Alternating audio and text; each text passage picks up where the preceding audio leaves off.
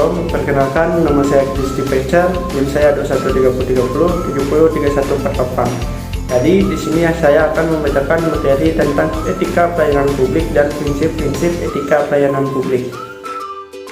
Etika pelayanan publik. Pelayanan publik adalah suatu proses bantuan kepada orang lain dengan cara-cara tertentu yang memerlukan kepekaan dan hubungan interpersonal agar tercipta kepuasan dan keberhasilan. Setiap pelayanan menghasilkan produk baik berupa barang dan jasa. Depdagri 2004. Sedangkan yang menjadi rujukan utama dalam penyelenggaraan pelayanan publik Undang-Undang Nomor 25 Tahun 2009 tentang pelayanan publik. Dijelaskan bahwa pelayanan publik adalah kegiatan atau rangkaian kegiatan dalam rangka pemenuhan kebutuhan pelayanan sesuai dengan peraturan perundang-undangan bagi setiap warga negara dan penduduk atas barang, jasa, atau pelayanan administratif yang disediakan oleh penyelenggara pelayanan publik. Ya, di sini ada pengertian konsep etika pelayanan publik. Yang pertama adalah menurut Kepang 2001. Pelayanan publik adalah suatu tindakan pemberian barang dan jasa kepada masyarakat oleh pemerintah dalam rangka tanggung jawabnya kepada publik, baik diberikan secara langsung maupun kemitraan dengan swasta dan masyarakat berdasarkan jenis dan intensitas kebutuhan masyarakat, kemampuan masyarakat dan pasar. Pelayanan publik dapat ditemukan sehari-hari di bidang administratif, keamanan, kesehatan, pendidikan, perumahan, air bersih, telekomunikasi, transportasi, bank, dan sebagainya. Tujuan utama dari pelayanan publik adalah menyediakan barang dan jasa yang terbaik bagi masyarakat. Kepuasan masyarakat merupakan tolak ukur dari baik tindaknya sebuah pelayanan. Dan yang kedua di sini menurut Bertens 2000. Dalam Kamus Besar Bahasa Indonesia karangan Purwadaminta, etika dirumuskan sebagai ilmu pengetahuan tentang asas-asas akhlak moral. Dalam Kamus Besar Bahasa Indonesia, istilah etika disebut sebagai ilmu tentang apa yang baik dan apa yang buruk, dan tentang hak dan kewajiban moral. Kumpulan asas atau nilai yang berkenan dengan akhlak dan nilai mengenai benar dan salah yang dianut suatu golongan dan masyarakat. Pemikiran tentang etika yang dikaitkan dengan pelayanan publik mengalami perkembangan sejak tahun 1940-an melalui karya Les dalam Keban 1994. Les mengatakan bahwa seorang administrator dianggap etis apabila ia menguji dan mempertanyakan standar-standar yang digunakan dalam pembuatan keputusan dan tidak mendasarkan keputusan semata-mata pada kebiasaan dan tradisi yang sudah ada. Dan yang ketiga di sini ada menurut Kumorotomo 1997. Etika pelayanan publik adalah suatu cara dalam melayani publik dengan menggunakan kebiasaan-kebiasaan yang mengandung nilai hidup dan hukum atau norma-norma yang mengatur tingkah laku manusia yang dianggap baik. Sedangkan suatu etika birokrasi administrasi negara menurut Darwin 1999 sebagai seperangkat nilai yang menjadi acuan atau penuntun bagi tindakan manusia organisasi.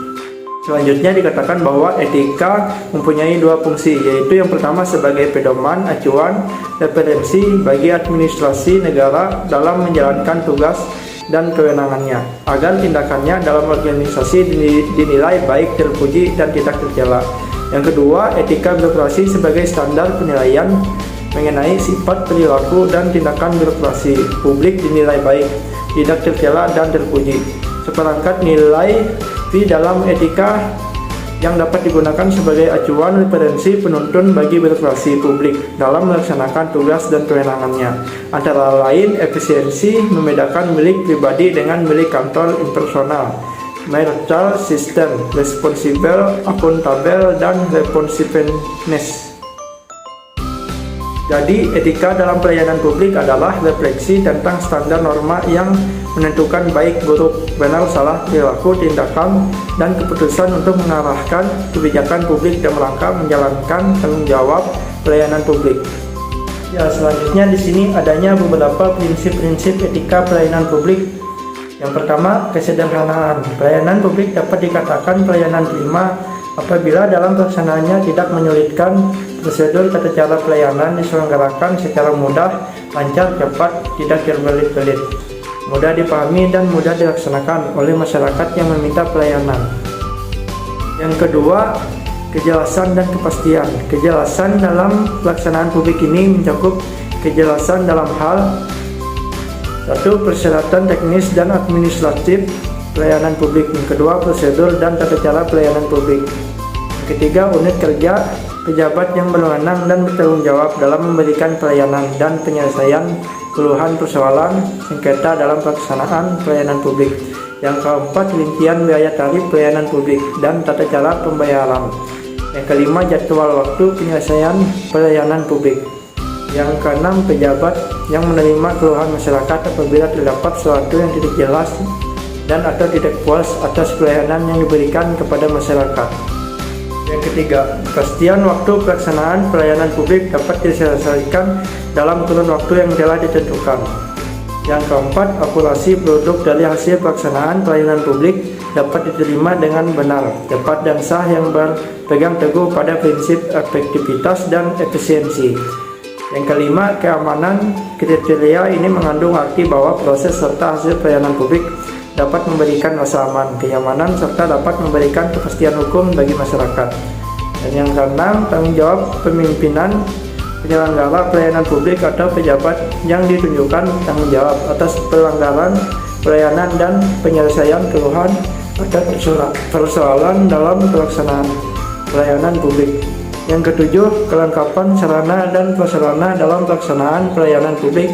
Harus tersedia sarana dan prasarana kerja, peralatan kerja dan pendukung lainnya yang memadai, termasuk penyediaan sarana teknologi, telekomunikasi, dan informatika. Yang kedelapan, kemudahan akses tempat dan lokasi serta sarana pelayanan yang memadai sehingga mudah dijangkau oleh masyarakat. Selain itu, segala bentuk informasi yang berkaitan dengan pelayanan publik juga mudah diakses oleh masyarakat melalui teknologi, telekomunikasi, dan informasi. Yang kesembilan, kedisiplinan, kesopanan, dan keramahan pada pelaksanaan pelayanan publik. Memberi pelayanan harus bersikap disiplin, sopan, dan santun, ramah, serta memberikan pelayanan yang ikhlas. Yang ke-10, kenyamanan lingkungan tempat pelaksanaan pelayanan publik harus tertib, tersedianya ruang tunggu yang nyaman, bersih, rapi, lingkungan yang indah, sehat, serta dilengkapi dengan fasilitas pendukung pelayanan seperti area parkir, toilet, sarana ibadah, dan lain-lain. Jadi kesimpulan yang dapat saya simpulkan adalah yang mana pelayanan publik adalah suatu proses bantuan kepada orang lain dengan cara-cara tertentu yang memerlukan kepekaan dan hubungan interpersonal, mencipta kepuasan dan keberhasilan. Sedangkan yang menjadi rujukan utama dalam penyelenggaraan pelayanan publik dijelaskan bahwa pelayanan publik adalah kegiatan atau rangkaian kegiatan yang merangka pemenuhan kebutuhan pelayanan sesuai dengan peraturan perundangan bagi setiap warga negara dan penduduk atas barang, jasa, dan atau pelayanan administratif yang disediakan oleh penyelenggara pelayanan publik. Cukup sekian atas materi yang saya sampaikan, kiranya dapat bermanfaat bagi yang mendengarkannya. Terima kasih.